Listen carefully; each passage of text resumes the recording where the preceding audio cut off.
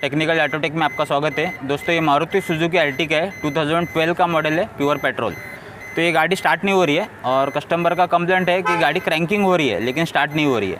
तो प्रैक्टिकली देखते हैं कि इसके अंदर क्या प्रॉब्लम है। तो स्टेप बाय स्टेप देखेंगे।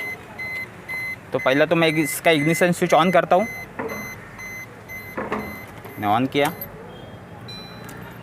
और इसको मैं क्रैंकिंग करता हूँ।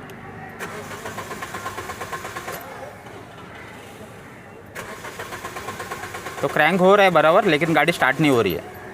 और यहाँ पे देखेंगे तो यहाँ पे उसका जो चेक लाइट है वो आ रहा है, लेकिन यहाँ पे उसका एक सिक्योरिटी लाइट रहता है जो इमोबिलाइजर लाइट बोलता है, की लाइट बोलते हैं उसको।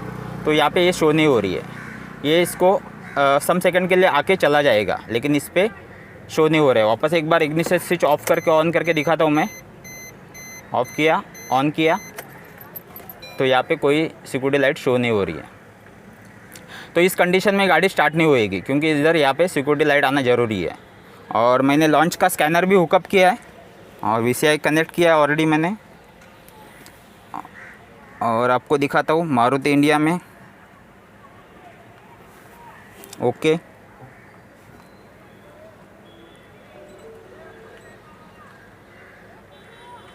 न्यू मेनू, ऑटोमेटिकली सर्च। ओके,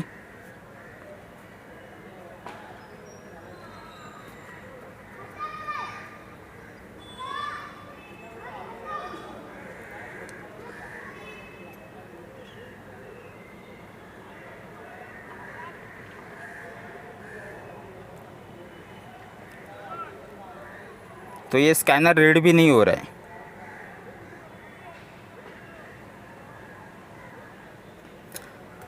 और आपको OBD में भी जाके दिखाता हूँ आपको। यहाँ पे उसका प्रोटोकॉल रीड नहीं कर रहा है, तो ये OBD में भी दिखाता हूँ आपको। OBD 2। ओके,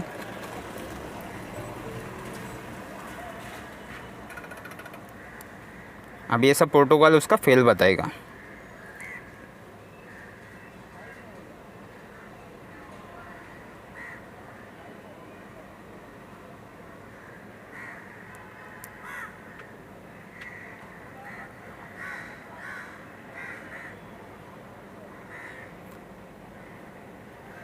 तो ECM के साथ इसका कम्युनिकेशन भी नहीं हो रहा है। और लास्ट में आपको ये फेल ही बताएगा।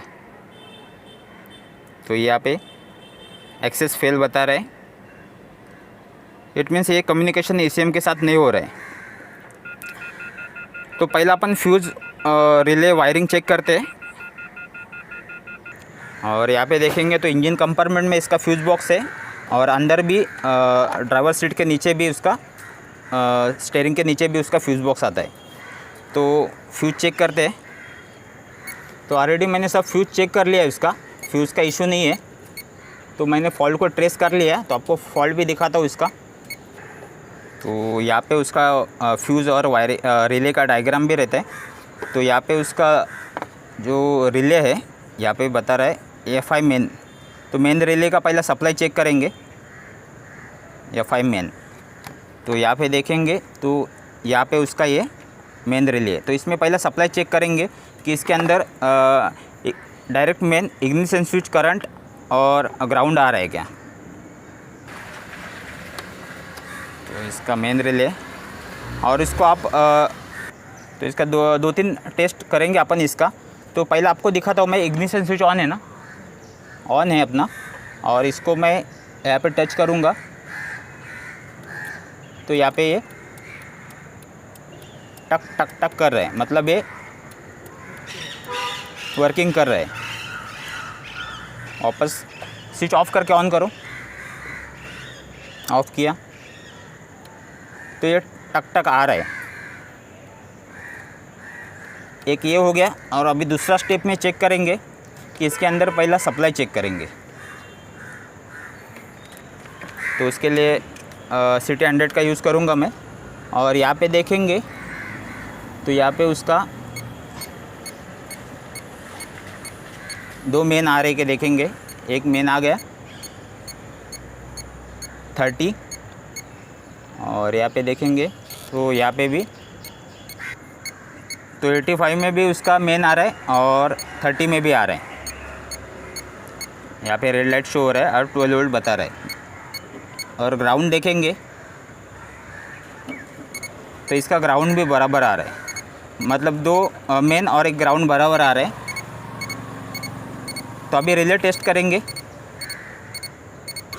85 में भी ग्राउंड है और यहाँ पे 30 में मेन है और 86 में भी इग्निशन स्विच करंट, मतलब सप्लाई बराबर है। तो रिले ऑपरेट कर रहा है, लेकिन यहाँ से देखेंगे कि जो 87 से इसका आउटपुट निकल रहा है क्या। तो यहाँ पे भी लगाया मैंने, ये टक टक कर रहा है, लगाया। तो ये लास्ट वाला पिन है, उसमें मैंने 87 वाले में कनेक्ट किया है और यहाँ पे ग्राउंड बता रहा है। जैसा भी मैं इग्निशन स्विच ऑन करूँगा तो यहाँ पे उसका 12 वोल्ट शो होना चाहिए। ऑन करो, तो इग्निशन स्विच ऑन किया, रिले तो बोल दिया टक, लेकिन यहाँ पे देखेंगे तो यहाँ पे 12 वोल्ट नहीं निकल रहा है, मतलब वहाँ से पॉजिटिव सप्लाई नहीं आ रहा है बाहर। तो मैं दूसरा रिले लगा के देखता हूँ। इसका बाजू का रिले स्विच बंद करो। वो रिले को निकाला मैंने और यहाँ पे ये लगाते हैं। और उसमें और एक ऑब्जर्व करेंगे तो यहाँ पे बारीक से आपको मैं दिखाता हूँ, यहाँ पे चिट्टी भी घूम रही है उसकी। तो इंटरनल रिले भी ख़राब हो सकता है, तो अंदर चिट्टी जा चुकी है। तो एक बाजू का रिले उठा के डालता हूँ, यहाँ पे डाल दिया मैंने।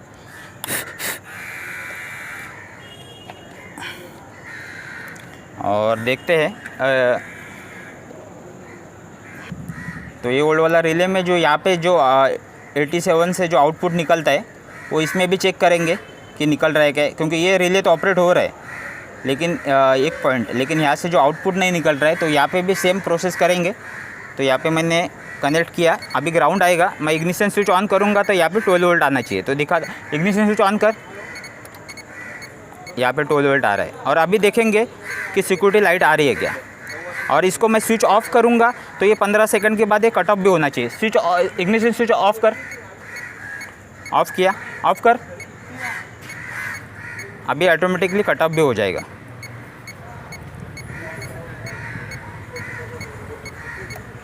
ये कट ऑफ हो गया।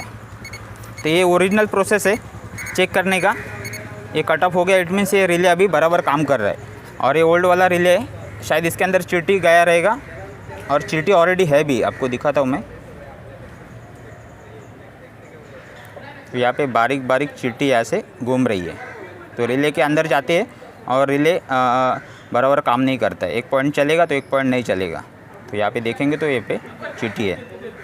तो देखते हैं सिक्योरिटी लाइट आया क्या। तो इग्निशन स्विच ऑन करते हैं, ऑन किया तो यहाँ पे देखेंगे तो इसका सिक्योरिटी लाइट आ गया। इमोबिलाइजर का लाइट बोलते हो। वापस ऑफ करके ऑन करके दिखाता हूँ और क्रैंकिंग करते हैं तो अपनी गाड़ी स्टार्ट भी होगी।